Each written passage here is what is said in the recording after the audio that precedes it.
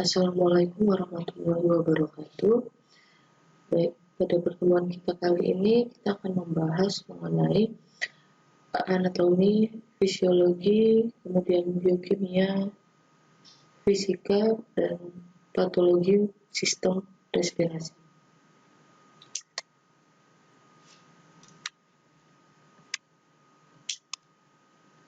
Oke, jadi untuk anatomi, fisiologi mungkin ini lebih mengulang saja mata kuliah pada saat kalian di semester 1 ataupun semester 2. Jadi saya rasa kalian sudah punya basic terkait dengan anatomi fisiologi dari sistem respirasi. Oke, kita coba review kembali mengenai apa sih definisi atau makna dari respirasi itu sendiri.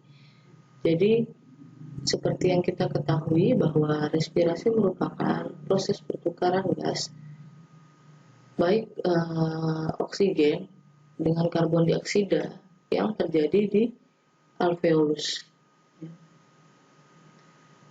Jadi saya ulang kembali bahwa yang dikatakan dengan respirasi itu adalah suatu proses pertukaran gas antara oksigen dan karbon dioksida yang terjadi di alveolus ya, di paru-paru. Nah, tujuannya apa? Tujuannya adalah tujuan dari proses pertukaran gas oksigen dan karbon dioksida ini adalah untuk memperoleh energi ya. Nah, bisa kalian lihat di depan bagaimana rumusnya adalah C6H12O6 plus H2O itu akan menghasilkan akan diurai menjadi 6CO2 plus H2O plus energi outputnya. Oke, kita review kembali apa sih yang dikatakan dengan saluran pernafasan ya. Apa saja yang terdiri dari saluran pernafasan? Yang pertama adalah nasal ya. Tahu ya, nasal hidung. Kemudian ada vestibulum nasi atau rongga hidung. Kemudian ada nares posterior, paring atau tekak, laring, tenggorokan, trachea, bronkus, baru masuk ke paru-paru. Ya, paru-paru ini ada ya bronkus, bronchiolus, dan alveolus. Nah, itu adalah saluran pernafasan. Nah, bisa dilihat gambar di depan. Ini adalah saluran pernafasan, ya. Dilihat bagian-bagiannya mulai dari rongga hidung, kemudian faring, laring, trachea, dan paru-paru. Ya, dari trachea ada bronkus, kemudian percabangan yang lebih kecilnya adalah bronchiolus, kemudian ada alveolus. Nah, ini sama ini kalau gambar di sebelah ini bagian-bagiannya ya. Oke, ini tadi adalah saluran pernapasan ya, nares anterior, nares atau lubang hidung ya, vestibulum nasi, nares posterior, dan faring. Nah, ini tadi ini adalah tenggorokan ya. Baik, yang pertama adalah hidung. Kita mulai dulu dari hidung. Hidung itu terbagi menjadi dua. Ada bagian internal dan bagian eksternal. Nah, pada bagian internal ini itu ada rongga ya, sebutnya rongga berlorong yang dipisah menjadi dua, yaitu rongga hidung sebelah kanan dan sebelah kiri, di mana pembatas atau pembaginya itu dinamakan dengan septum ya. Jadi ada yang namanya septum ya. Nah, selanjutnya di hidung ini biasanya ada yang dinamakan lendir ya. Lendir ini dihasilkan atau disekresikan oleh sel-sel goblet. Nah, hidung ini merupakan nervus olfactomotor olfaktorius ya, atau nervus yang pertama. Selanjutnya dari hidung kita ke faring ya, faring atau kerongkongan. Nah, faring ini secara umum terbagi menjadi 3. Ada nasofaring, orofaring, dan laringofaring. Faring itu apa sih? Faring ini adalah tubang yang menghubungkan nares dengan rongga mulut ke laring. Nah, tadi dia dibagi menjadi 3 bagian. Ada nasofaring. Nasofaring itu letaknya adalah di sebelah posterior hidung dan di atas palatum mole. Yang kedua itu orofaring, itu fosia, tonsil. Kemudian yang terakhir ada laringofaring. Laringofaring ini terletak memanjang dari tulang hyoid ke kartilago krikoid. Nah, fungsi faring ini adalah untuk menyediakan saluran ya pada traktus respiratorius dan traktus digestif. Selanjutnya kita masuk ke laring atau tenggorokan ya. Pada wanita itu ukurannya lebih kecil dibandingkan dengan pria, dan pada bayi itu letaknya lebih tinggi.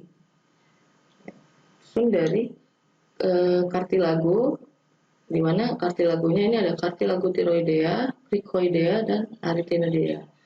Kemudian terdapat epiglotis, kemudian ada kavitas laringis ya. Nah, ini adalah tempat pita suara ya. Kavitas laringis itu terbagi menjadi plika vestibuli dan plika vokalis, yang mana fungsinya adalah untuk menghasilkan suara. Nah, fungsi utama dari laring ini adalah fungsi utamanya tadi tempat terjadinya vokalisasi atau untuk menghasilkan suara ya. Selain itu, laring juga berfungsi untuk melindungi jalan nafas bagian bawah dari obstruksi benda asing serta untuk memudahkan batuk ya. Kemudian tadi juga terdapat epiglotis. Nah, epiglotis ini dia akan menutup ke arah laring pada saat menelan ya. Jadi epiglotis berfungsi menutup laring ya, agar tidak masuk ke dalam saluran pernafasan. Kemudian ada glotis, ini adalah ostium antara pita suara yang ada di dalam laring. Itu adalah fungsi utama dan bagian-bagian dari laring. Kemudian tadi kita ada kartilago ya. Ada kartilago tiroid, ini merupakan kartilago terbesar pada trakea yang fungsinya adalah sebagian besar untuk membentuk jakun ya. Kemudian ada kartilago krikoid, ini adalah cincin kartilago ya, satu-satunya cincin kartilago yang terdapat yang komplit di dalam laring. Kemudian ada kartilago arytenoid, ini adalah berfungsi sebagai gerakan pita suara. Untuk pita suara, nah tadi pita suara ini tadi terdapat di laring ya. Karena tadi ingat fungsi laring itu fungsi utama terjadinya vokalisasi. Selanjutnya adalah trakea. Trakea ini letaknya di antara laring dan bifurkasio trachea. Nah, pada trachea ini terdapat 16 sampai dengan 20 cincin kartilago. Panjangnya itu adalah 9 sampai 11 cm ya, bisa dilihat gambar dari trachea. Nah, ini di sebelah ini ada trachea yang memanjang, kemudian percabangannya ini dinamakan dengan bronkus. Nah, tadi bahwa bronkus ini adalah cabang dari trachea ya. Bronkus terbagi menjadi 2, ada bronkus dextra dan bronkus sinistra atau bronkus sebelah kanan dan sebelah kiri. Bronkus dextra itu lebih pendek dibandingkan dengan yang sinistra. Nah, bronkus ini percabangan yang lain dinamakan dengan bronchiolus, kemudian vestibulum, atrium, kemudian ada terakhir adalah alveoli, ya, yang bulat-bulat. Ingat itu adalah dinamakan dengan alveoli, ya, di mana ini letaknya ada di paru-paru. Ini tadi ya bisa dilihat gambar di sebelah saya. Ini ada trachea, kemudian percabangannya tadi dinamakan dengan bronkus, ya. Ada bronkus dextra dan ada bronkus sinistra. Tadi ingat bahwa bronkus dextra itu lebih pendek dibandingkan dengan bronkus sinistra, ya. Nah, bronkus itu sendiri percabangannya lagi itu dinamakan dengan bronkus, percabangannya itu dinamakan dengan bronchiolus. Kemudian di ujungnya itu ada dinamakan dengan alveolus, ya, yang seperti anggur yang bulat-bulat itu dinamakan dengan alveolus. Selanjutnya ini adalah paru-paru, ya. Paru-paru itu terbagi menjadi dua, ada paru-paru sebelah dekstra dan sinistra, atau pulmodexter dan pulmosinister. Nah, untuk yang sebelah kanan, paru-paru itu terbagi menjadi 3 lobus, sedangkan yang di sebelah kiri itu terbagi menjadi dua lobus. Nah, untuk bagian dari paru-paru itu ada yang dinamakan dengan apex pulmonalis. Apex pulmonalis itu adalah bagian puncaknya, ya, bagian puncak. Kemudian basis pulmonis, basis itu artinya di bagian dasar, ya. Kemudian ada juga yang dinamakan dengan hilus pulmonalis. Hilus pulmonalis ini merupakan tempat keluar masuknya bronki, vasa darah atau pembuluh darah, limfatika dan nervi. Kemudian di paru-paru inilah tempat terdapat alveoli, ya. Nah, ini adalah gambaran dari paru-paru atau pulmo, ya. Ini adalah paru-paru sebelah kanan, ya. Tadi ingat bahwa dia terbagi menjadi 3 lobus yang sebelah kanan, ya. Ada lobus superior yang bagian atas, kemudian lobus medial, kemudian ada lobus inferior, ya. Kemudian ada juga dilihat di bagian atas itu adalah apex atau bagian puncak, bagian dasar itu dinamakan dengan basis. Nah, terdapat juga yang dinamakan dengan visura. Di paru-paru itu ada visura oblik dan visura horizontal, ya.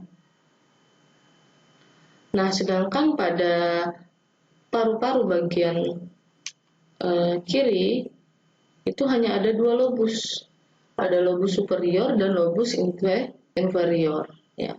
Nah, di sini kalau tadi yang di paru-paru sebelah kanan itu ada visura oblik dan horizontal, sedangkan yang di sebelah kiri ini ada hanya visura oblik, ya. Jadi paham ya bahwa secara anatomis paru kanan dan paru kiri itu berbeda. Pada paru kanan itu ada 3 lobus, sedangkan pada paru kiri itu hanya 2 lobus, ya. Kemudian pada paru kanan itu terdapat visura oblik dan horizontal, pada paru kiri itu ada visura oblik. Selanjutnya adalah selaput pembungkus paru atau pleura, ya, yang namanya. Nah, bisa lihat di gambar di sebelah saya, untuk selaput pembungkus paru itu yang dinamakan, yang bagian luar itu dinamakan dengan pleura parietalis, ya, bisa dilihat di gambar. Kemudian yang bagian dalam itu adalah pleura visceralis. Nah, rongga di antara pleura parietal dan visceral itu ada dinamakan dengan cavitas pleuralis. Itu adalah selaput pembungkus paru atau istilahnya ada pleura, ya. Jadi selaput pembungkus paru itu ada 2, ada bagian luar dan ada bagian dalam. Yang bagian luar itu adalah pleura parietal, Kemudian yang bagian dalam ada pleura visceral, di mana di antara pleura dan parietal dan visceral itu ada rongga yang dinamakan dengan cavitas pleuralis ya. Ini biasanya dia berisi cairan atau zat pelumas ya, agar pada saat mengurangi terjadinya gesekan ya antara visceral dengan parietal sehingga tidak menimbulkan rasa nyeri.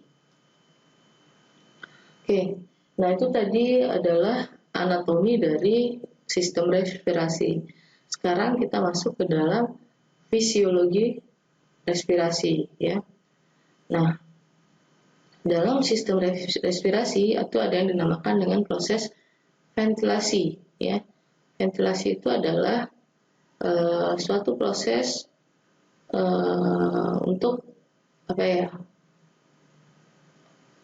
menggerakkan gas ke dalam, atau istilahnya adalah inspirasi dan gas keluar paru-paru. Ada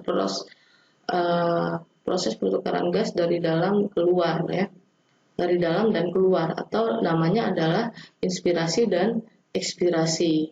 Nah, ventilasi ini dia membutuhkan koordinasi baik otot paru dan torak, serta juga melibatkan persyarafan. Oke, untuk otot pernapasan inspirasi, itu diafragma dipersyarafi oleh saraf pharynx ya istilahnya, yang keluar dari medula spinalis pada vertebra cervical keempat. Nah, ini adalah mekanisme pernapasan ya, atau cara pernapasan. Mekanisme pernapasan itu terbagi menjadi dua. Ada yang dinamakan dengan pernapasan dada, ada yang dinamakan dengan pernapasan perut. Untuk pernapasan dada, itu prosesnya adalah di mana otot antar tulang rusuk keluar itu berkontraksi atau mengerut ya. Akibatnya adalah tulang rusuk terangkat ke atas. Kemudian rongga dada membesar. Akibatnya tekanan udara di dalam rongga dada itu menurun, maka udara masuk ke dalam paru-paru. Gitu. Jadi tekanan di dalam lebih kecil dari tekanan di luar, sehingga udara itu bisa masuk ke dalam paru-paru. Ya. Nah, kalau pada pernapasan perut, berarti yang berkontraksi di sini adalah otot diafragma pada perut, ya. Kemudian diafragmanya menjadi datar, volume rongga dada menjadi besar. Akibatnya, kalau volumenya membesar, tekanannya mengecil, ya, sehingga kalau tekanan di dalam lebih kecil daripada di luar, itu udara itu bisa masuk ke dalam paru-paru ya. Jadi kalau pada pernapasan dada ini yang berkontraksi adalah otot antar tulang rusuk atau otot postenya. Tapi kalau pada pernapasan perut ini yang berkontraksi adalah otot diafragma pada perut ya. Nah, sama nanti tekanan di dalam, pada prinsipnya kalau inspirasi artinya tekanan di dalam itu lebih rendah dibandingkan tekanan di luar, sehingga udara itu bisa masuk ke dalam paru-paru ya. Nah, ini kita akan lihat proses dari respirasi ya. Nah, proses respirasi ini terbagi menjadi dua. Ada eksterna dan interna. Untuk yang eksterna itu di sini adalah yang dinamakan dengan ventilasi ya. Sedangkan yang interna adalah itu proses difusi atau pertukaran gas. Kemudian di interna juga ada utilisasi oksigen. Nah, sudah kita bahas sebelumnya. Untuk ventilasi ini artinya proses keluar masuknya udara dari luar ke dalam paru, dan begitu juga dengan sebaliknya, atau istilahnya yang dinamakan dengan bernapas ya. Jadi keluar masuknya udara di sini artinya ada proses inspirasi dan ekspirasi. Kemudian proses pertukaran gas ya.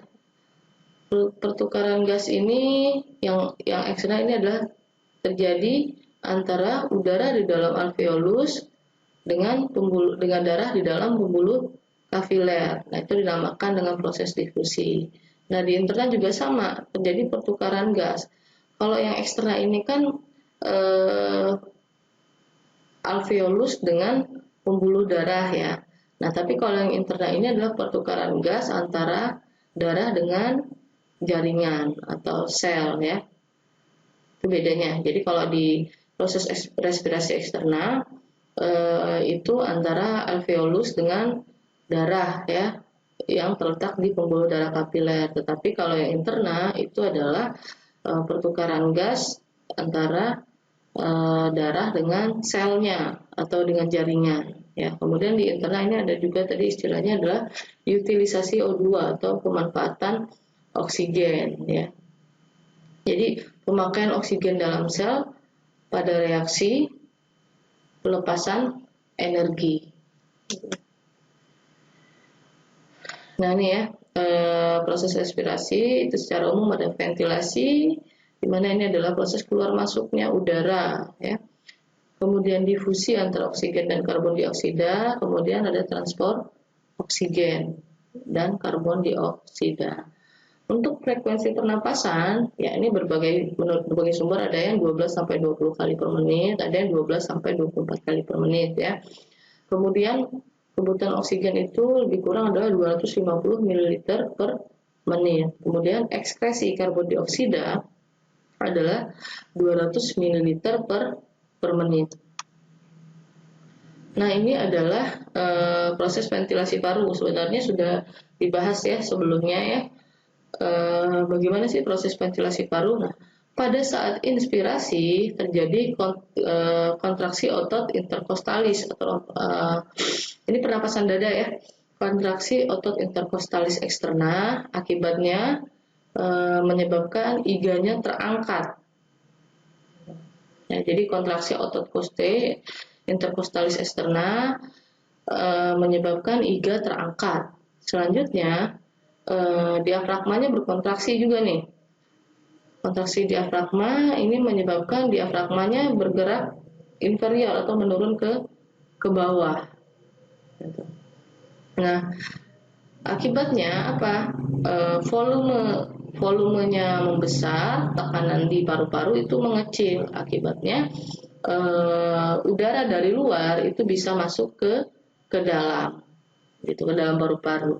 Nah, kebalikannya dari inspirasi, kalau pada inspirasi itu terjadi kontraksi otot interkostalis ya. Nah, tapi kalau pada saat ekspirasi yang terjadi adalah sebaliknya, yaitu relaksasi otot interkostalis. Nah, kalau pada inspirasi iganya terangkat nih, tapi kalau pada ekspirasi karena direlaksasi tadi iganya kembali ke posisi semula. Kemudian kalau pada inspirasi diafragmanya juga berkontraksi, pada saat ekspirasi diafragmanya mengalami relaksasi, diafragmanya kembali ke posisi semula. Akibatnya tekanan di paru-paru, tekanan di dalam itu lebih besar dibandingkan dengan tekanan di luar. Akibatnya apa? Yaitu tadi CO2 dilepaskan keluar dalam tubuh, gitu. Ya. Volume di paru menurun, tekanannya lebih besar. Nah, itu terjadilah proses ekspirasi, mengeluarkan karbon dioksida. Kebalikan dengan inspirasi tadi, volumenya membesar tapi tekanan di dalam paru menurun sehingga udara bisa masuk. Tapi kalau pada ekspirasi volumenya menurun, tekanannya membesar. Akibatnya apa? CO2 bisa kita keluarkan. Ya, itu pada saat ekspirasi. Nah, itulah bagaimana proses ventilasi paru. Nah, ini ya gambaran tadi yang sudah dijelaskan, proses inspirasi dan proses ekspirasi. Dilihat bahwa pada proses inspirasi itu terjadi peningkatan, terjadi kontraksi otot-otot interkostalis. Diafragmanya juga ikut berkontraksi. Akibatnya apa? Tekanan dalam paru menurun, volumenya membesar, udara bisa masuk. Nah, pada gambar B itu adalah proses ekspirasi. Proses ekspirasi kebalikan dari proses inspirasi. Pada proses relaksasi, pada proses ekspirasi Di sini adalah otot-otot interkostalnya dia mengalami relaksasi. Akibatnya apa? Diafragmanya juga mengalami relaksasi, ya. Kemudian volumenya menurun nih, volume di dalam menurun, tekanan di dalam di paru-paru meningkat. Kemudian itulah terjadi proses pengeluaran karbon dioksida. Nah, selanjutnya kita masuk ke kalau tadi sudah ventilasi, sekarang masuk ke dalam proses pertukaran gas, ya. Jadi secara fisiologi ada ventilasi, kemudian perfusi dan transportasi, ya. Yang kedua ini adalah proses pertukaran gas atau difusi. Nah, pada saat udara masuk ke dalam alveoli itu terjadilah yang dinamakan dengan proses difusi atau proses pertukaran gas. Nah, ion bikarbonat itu masuk ke dalam eritrosit, ya. Dia bertukar dengan ion klorida, ya, bertukar dengan keluarnya ion klorida. Jadi ion bikarbonat masuk, ion kloridanya keluar, ya. Nah, oksigen ini akan berikatan dengan dinamakan hemoglobin. Nah, ion bikarbonat ini akan membentuk asam karbonat, ya.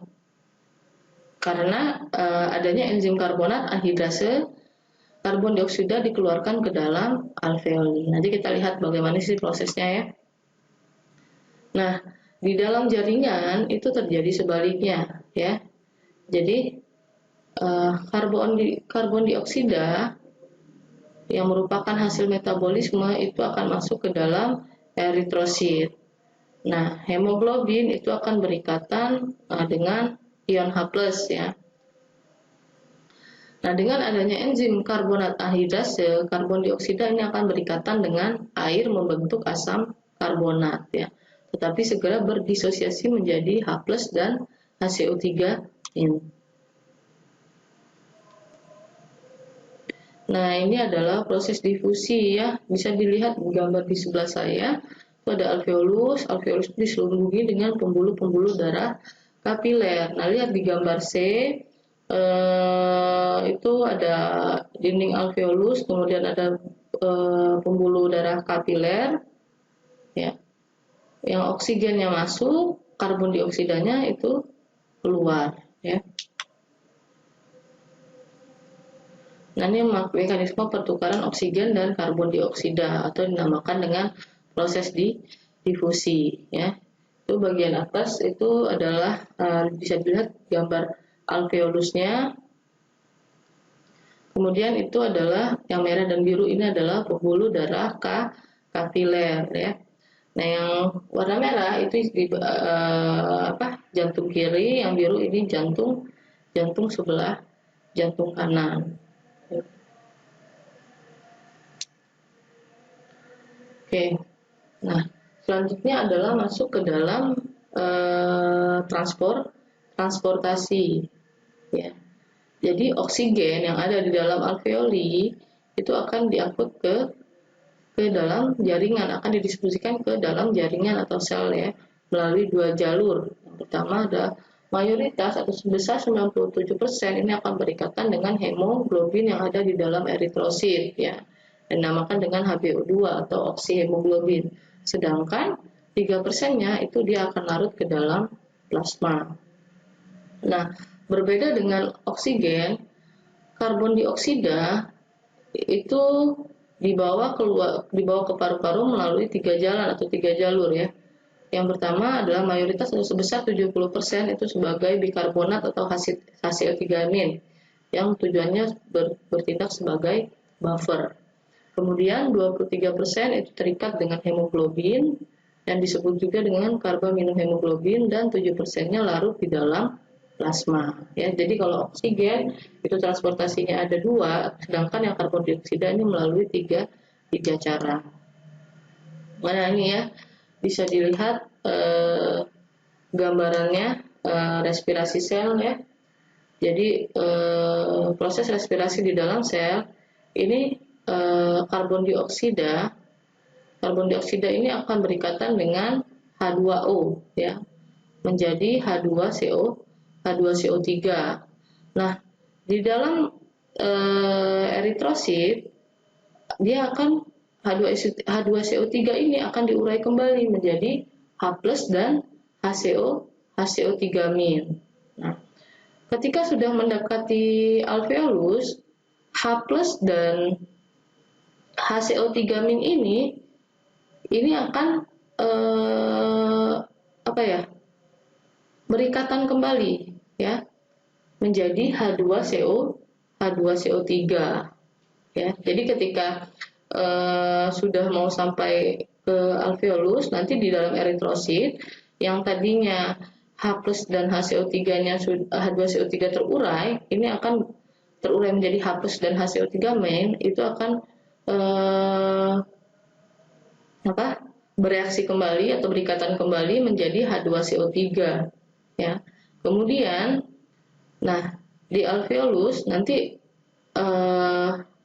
yang H2CO3 ini tadi yang CO2 akan masuk ke dalam alveolus, yang H2O ini akan dia masuk ke dalam, dia akan berada di dalam plasma ya. Jadi yang masuk ke alveolus yang akan dikeluarkan ke paru-paru itu dalam bentuk CO2 ya, bukan H2CO3. Nah, kalau yang oksigen itu kita lihat oksigen ini kan dibutuhkan oleh sel ya atau jaringan di dalam tubuh ya. Oksigen ini dia berikatan dengan hemoglobin ya, atau dinamakan dengan HBO2 ya. Nah, oksigen dengan yang berikatan dengan hemoglobin itu nanti diurai menjadi Hb, di mana Hb ini akan berikatan dengan ion H+ menjadi HHB ya. Kemudian HHB di dalam darah ini akan diurai menjadi ion H+ dan Hb ya. Kemudian Hb berikatan dengan O2, kemudian HbO2 di dalam darah ini akan diurai menjadi O2 dan Hb. Nah, yang O2 ini akan masuk ke dalam sel atau jaringan ya. Sedangkan Hb-nya dia akan kembali lagi, dia berikatan dengan ion hidrogen. Nah, ini tadi ya, ini sama seperti yang saya jelaskan barusan. Jadi bagaimana sih transport karbon dioksida di dalam jaringan tubuh? Nah, yang gambar di sebelah kiri itu adalah transport karbon dioksida di dalam jaringan tubuh. Sedangkan yang di sebelah kanan itu adalah transport karbon dioksida di dalam paru-paru.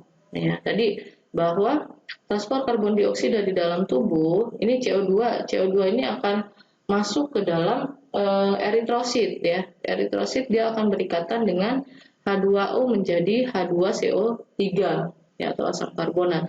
Nah, di dalam eritrosit ini masih di tingkat jaringan ya. Ini akan diurai menjadi H+ dan HCO3-.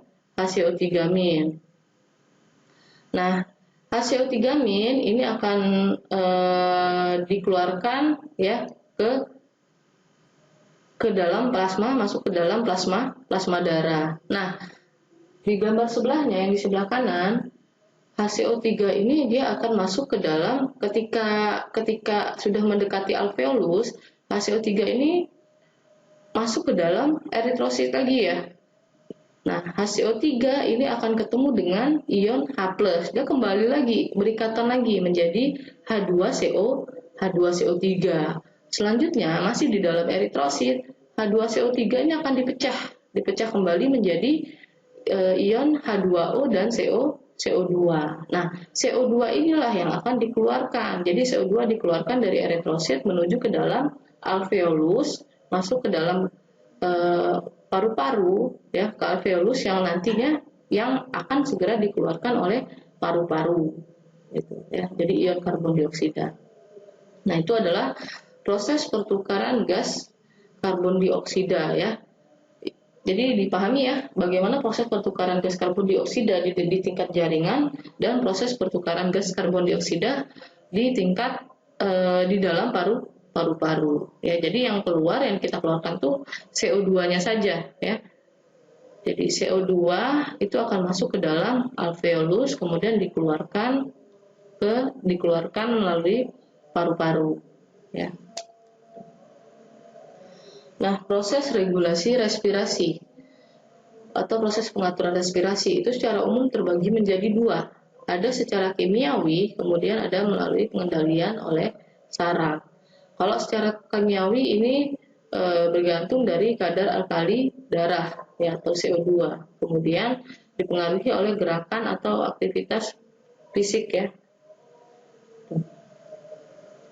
Sedangkan kalau pengendalian oleh saraf itu ada yang dinamakan dengan medulla oblongata. Ya, ini adalah pusat pengendalian pernapasan. Nah, untuk medulla oblongata ini adalah proses pengendalian pernapasan secara otomatis, ya. Nah, jadi tadi kan bahwa di dalam medulla oblongata itu adalah prosesnya berlangsung secara otomatis, proses pernapasannya, ya. Jadi dia mengeluarkan impuls eferen ke otot pernapasan, dan ini sifatnya tadi ingat ya bahwa dia terjadi otomatis. Hanya medulla oblongata disebut juga sebagai pusat pengaturan pernapasan. Nah,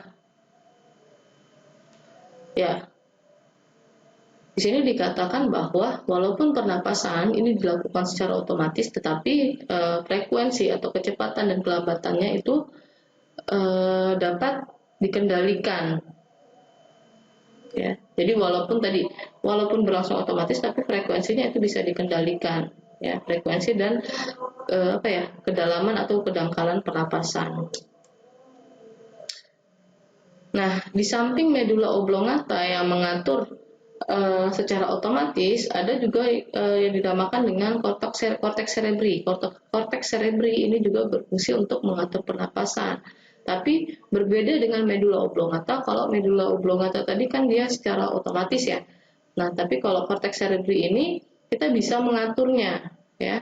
Artinya di bawah kesadaran, di bawah kontrol kita. Jadi kita bisa mengatur napas, kemudian menahan nafas. Nah, itu yang bekerja ini adalah korteks cerebri, ya. Jadi kalau yang otomatis itu dinamakan dengan medulla oblongata, kalau yang korteks cerebri ini artinya di bawah kendali kita, di bawah alam sadar kita.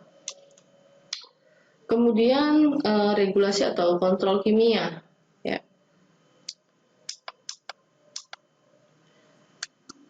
Yang barusan ini yang saya jelaskan adalah proses pengendalian atau regulasi persyaratannya, ya.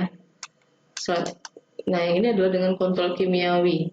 Nah, contohnya misalnya adalah pada saat berolahraga.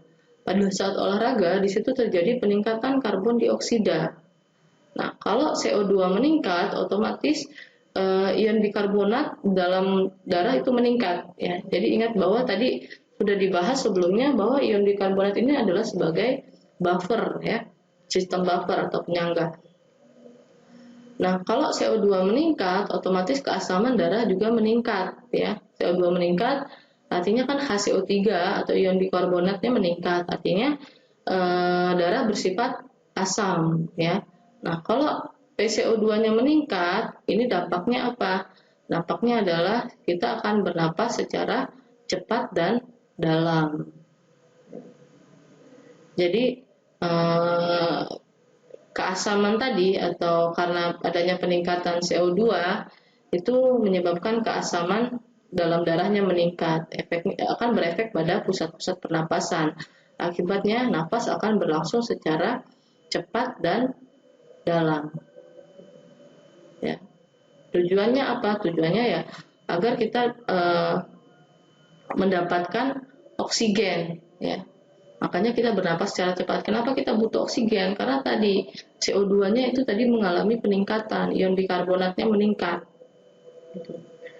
Mekanisme kompensasinya gimana? Napasnya jadinya cepat dan dalam. Oke, selanjutnya ada yang dinamakan dalam alveoli itu ada yang dinamakan dengan cairan surfaktan, ya. Fungsinya apa cairan surfaktan ini? Tujuannya adalah untuk menurunkan tegangan pada alveoli. Kenapa? Ya, Tujuannya adalah agar tidak terjadi kolaps paru atau kolaps pada alveoli. Ya. Jadi dengan adanya cairan surfaktan ini akan membantu mengembang dan mengempiskan paru. Ya. Nah, jadi cairan surfaktan ini juga memastikan bahwa ruang alveolinya itu tetap terbuka pada saat proses respirasi, kemudian mempertahankan volume residu paru pada saat aksi respirasi. Ya. Jadi pada prinsipnya cairan surfaktan yang ada di dalam paru atau dalam alveolus itu fungsinya adalah untuk mencegah terjadinya kolaps paru, ya, sehingga paru tadi bisa mengembang dan mengempis. Nah, itu adalah fungsi dari cairan surfaktan. Selanjutnya adalah volume dan kapasitas paru-paru.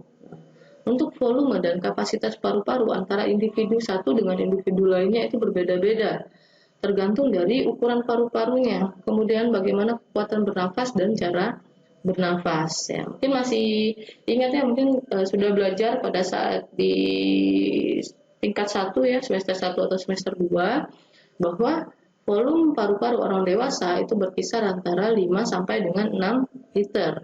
Terdiri dari apa saja? Ada yang dinamakan dengan volume tidal, ada yang dinamakan dengan volume cadangan inspirasi dan cadangan ekspirasi. Kemudian ada yang dinamakan dengan volume residu. Kita lihat satu-satu ya. Oke. Untuk volume tidal, apa sih yang dikatakan volume tidal? Volume tidal itu adalah volume udara hasil inspirasi ekspirasi pada setiap kali bernapas normal. Misalnya sekarang nih, pada saat kita ya bernapas normal, artinya aktivitasnya ya aktivitas yang biasa-biasa saja gitu ya. Volume tidal itu jumlahnya adalah lebih kurang 500 cc ya, lebih kurang 500 cc. Selanjutnya ada yang dinamakan dengan volume cadangan volume cadangan inspirasi. Volume cadangan inspirasi ini adalah volume udara ekstra yang dapat diinspirasi setelah volume tidal, lebih kurang mencapai 3000 cc. Ya. Tadi kalau volume tidal itu adalah volume pada saat inspirasi ekspirasi biasa.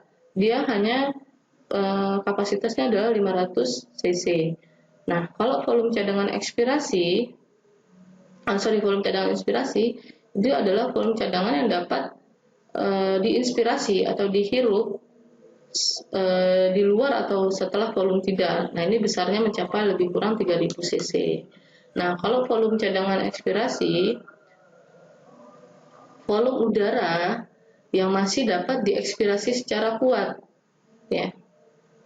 Kalau tidal tadi kan inspirasi dan ekspirasi biasa. Nah, kalau cadangan ekspirasi artinya dia bisa volume udara itu masih bisa dikeluarkan, diekspirasi kuat. Ya. Pada akhir ekspirasi normal itu jumlahnya adalah 1100 cc.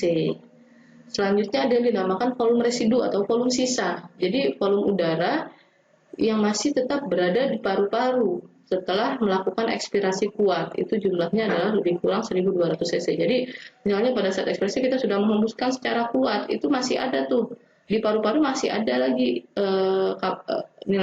nilainya sejumlah 1200 cc. Nah, itu yang dinamakan dengan volume residu. Jadi nggak habis gitu. Pada saat ekspirasi nggak otomatis tidak ada lagi volume udara di paru-paru kita, nggak. Tapi ada yang dinamakan dengan volume residu tadi, ya, jumlahnya adalah 1200 cc. Nah, dari situ bisa digambarkan kapasitas inspirasi ya. Kapasitas inspirasi itu adalah volume tidal ditambah volume cadangan inspirasi. Ingat tadi volume tidal itu adalah volume yang dapat diinspirasi dan ekspirasi secara biasa, lebih kurang 500. PCI ini adalah volume cadangan inspirasi. Volume cadangan inspirasi tadi adalah volume yang dapat diinspirasi secara kuat setelah volume tidal ya, setelah proses inspirasi biasa. Tadi jumlahnya adalah 3000 cc. Jadi berapa? Kapasitas inspirasi adalah 3500 cc. Kemudian adalah kapasitas residu fungsional ya. Kapasitas residu fungsional ini adalah volume cadangan ekspirasi ditambah dengan volume residu. Volume cadangan ekspirasinya berapa tadi? 1100 ya. Volume residunya adalah 1200. 200, jadi 2300.